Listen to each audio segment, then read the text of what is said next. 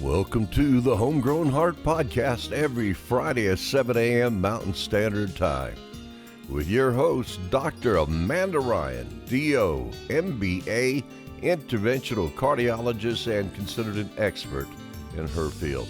This week's topic, acute heart attacks. Well, please help me welcome our host, Dr. Amanda Ryan. Good morning, Carlsbad, New Mexico, and world. This is Dr. Amanda Ryan, your friendly interventional cardiologist here in Eddy County, New Mexico. And today we're going to talk about heart attacks and some heart disease statistics and the relevance to maybe each of your lives.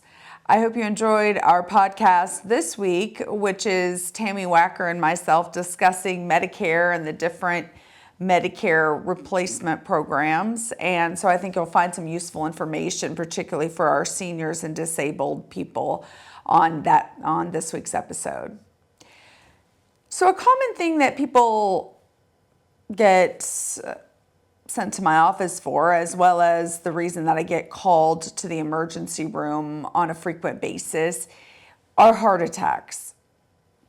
I want to part of my whole goal of this is to demystify healthcare, cardiology, make sure that you can understand. I've gotten some great feedback about my episode on stress tests, which thank you, I appreciate that. I've had some people say they really understood a lot more. My cousin in Illinois, Jennifer, hi Jennifer, she said, it made it make a lot more sense. She also enjoyed my humor, which she's been dealing with since we were both little kids.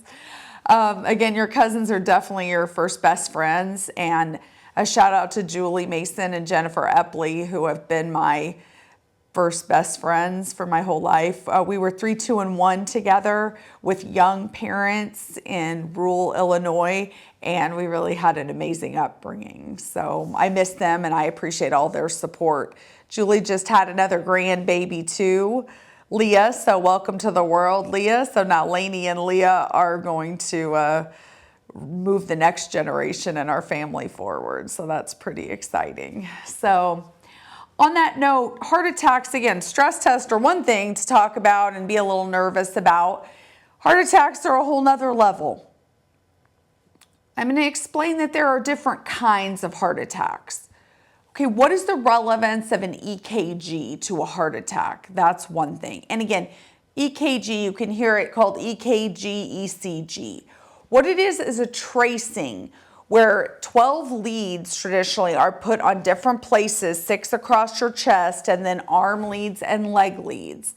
They're really testing intracellular potassium, sodium, magnesium, calcium, movement and shift of different electrolytes on the cellular level will correspond to what is going on or has went on in your heart. Which, amazing how they figured this out. Again, it was early 1800s, and a lot of this research was actually done with dogs to figure out some of these things, as well as a lot of those early researchers would do the research on themselves. They'd have themselves hooked up to things. They might run and see what happened and, do different stuff like that. But amazing what they figured out, that this relatively simple test would often identify what was going on the cellular level of your heart right then. Now, I think I have said before, though, it's kind of a glimpse in time. It doesn't necessarily say if something's going on, like you come to the ER and you had chest pain all night, but it goes away when you come to the ER. We check an EKG on you and we're like, well, we don't see anything major, looks pretty good. 10 minutes later, your chest pain comes back. We might hook you right back up to that same EKG machine and then pick up a substantial difference. So I always tell people it's a glimpse in time. So there are certain looks on an EKG that tell the cardiologist and other staff that you have 100% blockage in one of your arteries. There are also things on an EKG that can suggest you have a blockage. Maybe it's not 100% blockage. Okay, 100% blockage is what we refer to as a STEMI, an ST elevated myocardial infarction, STEMI. When you see that, it's a lot of health systems. We give data about our STEMI times. We have found through research that if we can get an artery open within 90 minutes of hitting the door of an emergency room and showing that on an EKG, that you probably will have no long-term damage. If it takes us longer than that, you probably will have long-term damage if you survive. I've also discussed in previous podcasts, I know, that the importance of our rural areas having these kind of programs where a cardiologist such as myself with a qualified team, ER staff that know exactly how to handle it, overall hospital system alert mechanisms, committees that track the data, us reviewing ways to improve those quote-unquote STEMI times. Since the beginning of my training in the early 2000s, I know it's hard to believe I'm that age, but yes, I've been in training since the late 90s, early 2000s. I've been on STEMI committees at almost every hospital I've ever been in. And what we do is we look, I got to tell a quick story about this one in Philly when I was doing some training in Philadelphia. We were looking at our door to balloon times, quote unquote. That is from how long a patient hits the door, has this look on an EKG, to the time that a device is actually inflated in their heart in the cath lab as the first step to restoring blood flow. Again, this kind of heart attack is 100% blocked artery. So if this is your heart, these are your three main arteries in most people. Yes, there's always some variation, but you have an acute blockage in this middle artery, often called your LAD, goes right on the front of your heart. That means all the territory that supplies that heart muscle is not getting blood flow at that time. Those cells will not conduct electricity normally. That heart muscle will be damaged. You can even have a rhythm called VFib, and that's what sudden cardiac death truly is. If you mess up enough flow to a territory of your heart that your cells cannot conduct electricity normally, then you actually get unorganized electrical activity in your heart, which is called ventricular fibrillation. That's the rhythm that needs shocked, quote unquote, or defibrillated, or people do not survive. That's, again, importance of having AEDs in locations, having hands-only CPR trained in as many households as we can. And again, this heart attack lecture involves a lot of different topics. So of course, I'll digress like usual, but I'll bring in other things when they're relevant. So again, these door-to-balloon times. So it's very common in a system, especially when we used to, when that person showed up in the emergency department, we gave a medicine called TPA or thrombolytics to help break up what is really a blood clot in a heart artery. Again, what's probably happening in most people through studies has shown that you maybe had a 50 or 60% blockage in that artery. It broke off the wall of your heart's artery, attracted the body's own platelets mixed with your plaque, and caused a blood clot in a heart artery. So that's what an acute STEMI really is. So we used to give blood thinners, very powerful ones, clot buster agents like TPA, the same as we give for a stroke to help prevent that. What we found now is that if we take you to a cath lab and do what's called primary PCI, that's percutaneous coronary intervention. And during my training days is first when we were deciding that really was the preferred way to handle a heart attack. You don't just give the blood clotting agent. If you can get to a facility that has a cath lab staff and a qualified cardiologist, you should go directly to the cath lab and get primary percutaneous coronary intervention to suck that clot out and open that artery. So that's where a balloon comes into play, this whole door to balloon time.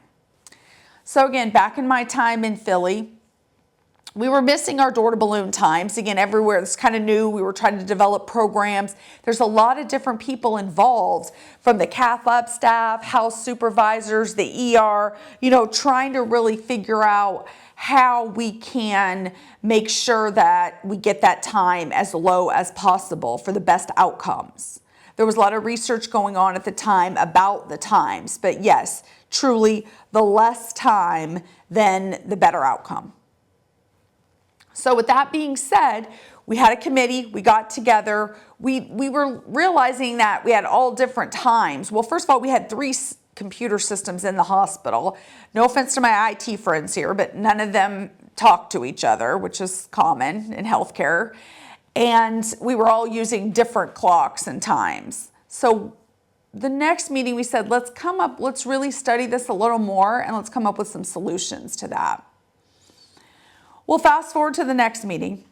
We had the IT people say, well, what we realized pretty much was that most people were looking at their phones or their watches to write down the times. And everybody was having a slightly different time, and that might be the difference in us meeting this 90-minute time push or not meeting it. So the solution they came up with was a fancy couple $100,000 GPS system where we would put all these clocks on the wall, and a GPS monitor on the roof of the hospital would coordinate all those times and make sure that the times were consistent on all of the clocks on the wall. I remember sitting in the committee thinking, well, that sounds like a great technology, but we just said that everybody's looking at their phones or their watches. So I wasn't sure how we thought we would shift everyone to looking at the clock on the wall if what we were currently doing.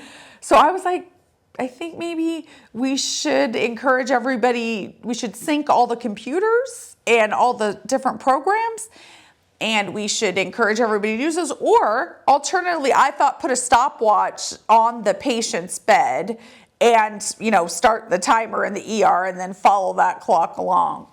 But at any rate, we had some good discussion and a few laughs about what was the best way to really track those times. But if that gives you a level of understanding of really how important it is to get these arteries open as quickly as possible, and that every member of a healthcare team has pretty much participated at some point. At Carlsbad, one big thing we've done to make those times is have what we call run review with our local EMS. Literally, the EMS providers do EKGs in the field, and they are transmitted directly to the cardiologist's phone. Based on that, we already know if this is an acute STEMI. The team is activated. That is so important, nights and weekends especially. That means the team can already mobilize, be at the hospital, getting the cath lab ready, waiting for the patient. We have literally had door-to-balloon times of 9 and 18 minutes before. Shout out to my Carlsbad medical cath lab staff who have tried fervently over the years to improve. Our local EMS are amazing. I've said that before. They are very committed and they are very qualified. That being said, unfortunately, people do have heart attacks, and if you have a heart attack, you're in a good place where we know how to manage your care, getting you as quickly and safely as possible for a competent team and cardiologist to take care of you. Now, if you watched my episode on the emotional, physical, mental toll that call takes on physicians and all healthcare providers, then you'll understand that, there's less sacrifices being made for your care. And we want you to know that and everyone is always so appreciative, by the way, all the patients, all their families, and we enjoy helping you. No matter what toll it takes on us, the ability to facilitate life in emergency situations is truly a gift, and I'm grateful God gave it to me and my team. So again, acute STEMIs, how fast can we get to the cath lab? How fast can we get that artery open? So the door-to-balloon times, those are very important. It's a team effort. That is one kind of heart attack. Okay, there are different types of heart attacks, or quote-unquote MIs, which is another term for that, again, myocardial infarction. Then there is this whole area called non-STEMI. What is a non-STEMI? That elevated troponins are a marker of a non-STEMI. Your EKG can either be normal or it can have changes called ST depression, T-wave inversions. Those are all different segments on this little tracing that identify different areas of our heart and different timing cycles in cardiac conduction, trying to identify if you have an abnormality. Troponins are a very sensitive lab test that we have shown. There are others too, but I'm going to focus on troponins. Troponins are a protein marker of heart damage at the time, what we call ischemia, meaning we're not getting good blood flow at the time. They are so sensitive, though, there are a lot of different troponin assays, meaning that a troponin of 1 here is not the same as a troponin of 1 at a hospital that's, 100 miles from here. Each hospital has a little different assay for troponins. But a troponin being elevated can be a marker of heart strain, heart damage, heart and muscle at risk. It can also be secondary to other things. So because it's so sensitive, it's not completely specific. Meaning if you go in with an upper respiratory infection, a bad flu that was affecting your oxygen status for the short term, it's not uncommon to have elevated troponins in that setting. Now, a person with a STEMI has elevated troponins too, but we don't often wait for the troponins even in that person. We see the EKG, we see their symptoms, they go right to the cath lab. So the troponins are not, quote unquote, as important in that instance. Now, they could be relevant if the troponins are already very elevated because they usually take several hours after an acute event to go up. Maybe that person's blockage started many hours ago, which sometimes is the case. And then that does have some relevance for how we approach the case. So saying that, I get a lot of people in my office that might have been admitted to the hospital and then told they had an acute non-STEMI or they did have a heart attack, and they're confused because they were there for a significant UTI and their blood pressure was low. Maybe they had what's called, quote unquote, sepsis. Now they're in my office a little bit like, did I have a heart attack, Dr. Ryan, or I didn't? I'm confused. So trying to sort out that non-STEMI group of people, that's where symptoms and clinical situation becomes so important. This is, my old school way of saying things. If it walks like a duck and quacks like a duck, it's probably a duck. If the ER doctor calls me and says there's a patient, 60-year-old, diabetic, high blood pressure, smokes, gripping chest pain, and has a troponin of 1, I don't see a lot on their EKG. Okay, that patient's probably having a heart attack. They've got some kind of blockage. And we go ahead and take that person to the cath lab. Nothing replaces clinical judgment. So troponins can be normal and EKG cannot show much. And if you clinically look like this is the story, always better to err on the side of caution and check for sure what's going on. So that same person that came in had a troponin of, 0.5, and their story was not as dramatic as the patient I just said. Maybe they've had a little chest pressure off and on. They're short of breath when they walk. But, and sometimes you ask people this too, well, what made you come to the ER tonight? Like if this has been going on for 6 months off and on. What made you come to the ER tonight? Sometimes it's just maybe they watched a podcast like this that made them realize they better go get it checked out. Maybe a family member said, Mom, you've been having these symptoms off and on for a while. You've got to go see if something significant is going on. But whatever is that reason, you're there, we check, your troponins are a little bit elevated. In that instance, we're going to check your troponins, your EKGs. We might try different medicines like nitroglycerin, morphine, metoprolol. There's different classes, and see if that helps relieve your pain. All of these different factors. Now, if you're having a non-STEMI and your pain is resolved with some of these different treatments or goes away on its own in an emergency room, the kind of standard of care is to do your heart catheterization within 24 to 48 hours typically. It's urgent, not emergent.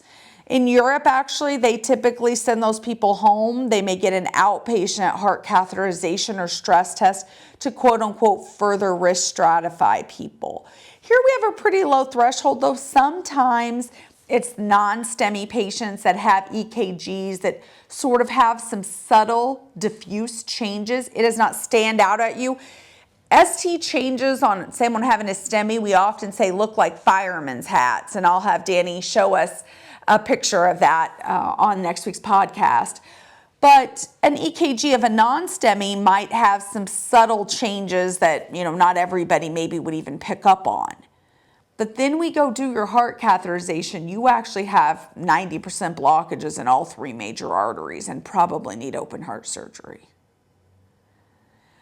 Now, you could also have a troponin of 0.5 or 1. You went in because you had the flu and you did have some heart risk factors and we weren't totally sure, and we went ahead and did your heart catheterization. You had no blockages at all. We would do an ultrasound of your heart called an echocardiogram, and your heart's pumping fine and no issues. So again, did you technically have a heart attack? Based on strict qualifications from a diagnosis standpoint, you did have a non-STEMI. But in your instance, it wasn't from blockages and your heart did not sustain any damage. So that's obviously going to get treated different than the person that we took to the cath lab that needed a stent or needed open heart surgery or other things. So those are kind of the two major STEMIs, non-STEMIs, what are we really working with here?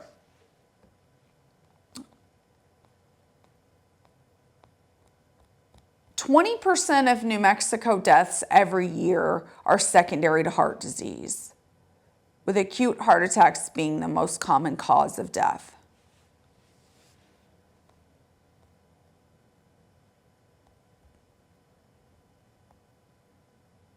Blacks have the highest rate per 100,000 people in the state of New Mexico of passing away from a cardiac event, followed by whites, followed by Hispanics in recent 2020-2021 data.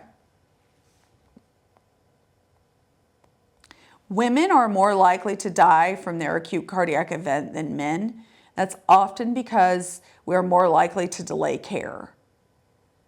If you give a set of symptoms to a woman, she has a 90% chance of calling 911 for a friend or a partner, but only a 30% chance of calling 911 for herself with those exact same symptoms.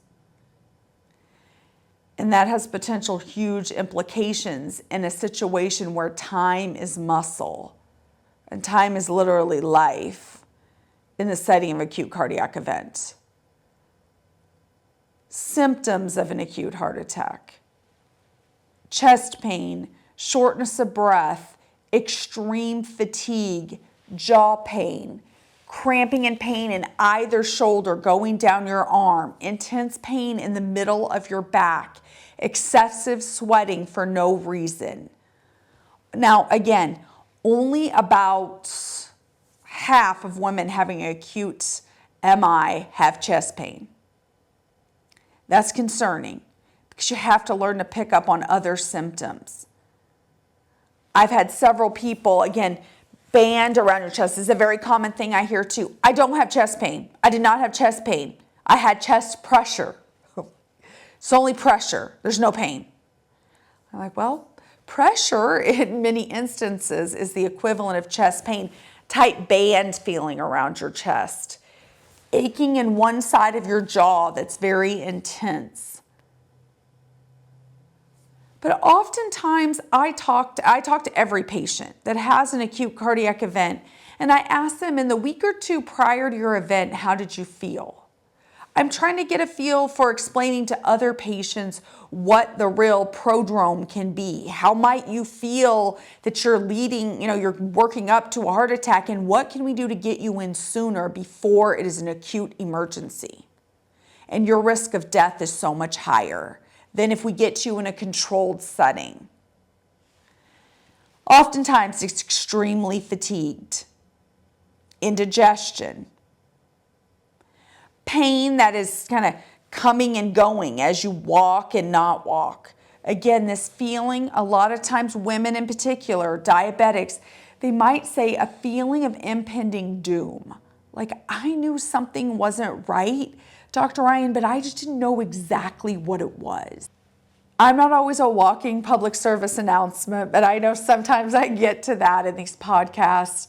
And that really is my main point of this. It's not about recognition for myself. This is about awareness.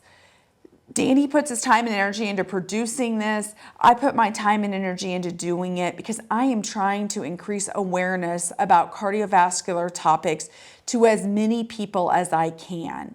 I often take my time to highlight so many members of my team that are helping make a difference. Because again, a lot of times it's like, Dr. Ryan did this, Dr. Ryan did that. And that's wonderful, but I am only as strong as the team around me. There's, an important concept in how we can improve outcomes in acute heart attacks is by expanding our services in healthcare in general, by building quality teams, by using a remote monitoring. Again, rural healthcare is different. Another statistic that I didn't say yet, but in our rural and semi-urban areas, our outcomes and prevalence of acute MIs, outcomes are worse and prevalence is higher right here in New Mexico in our rural and semi-urban areas compared to our urban counties. Why? Because we delay care, we have less access to primary care physicians, we oftentimes have less hospitals. We have our small hospitals at risk of closing sometimes in our rural areas. All of these things can be potential factors. So we've got to get creative with how can we really approach rural healthcare. We need to use our remote monitoring. We have programs like chronic care management. We have nurse practitioner driven projects. All of these ways are ways that we're going to really improve our overall outcomes for acute heart attacks in our rural areas. So I hope you've learned a little bit this morning. It's a serious topic. It's something near and dear to my heart. I'm blessed every day that I have the opportunity to help people just like you.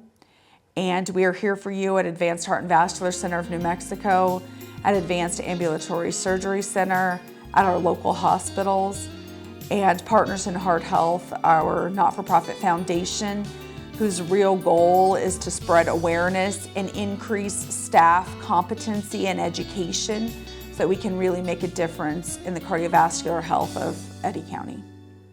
Thank you. Have a great week.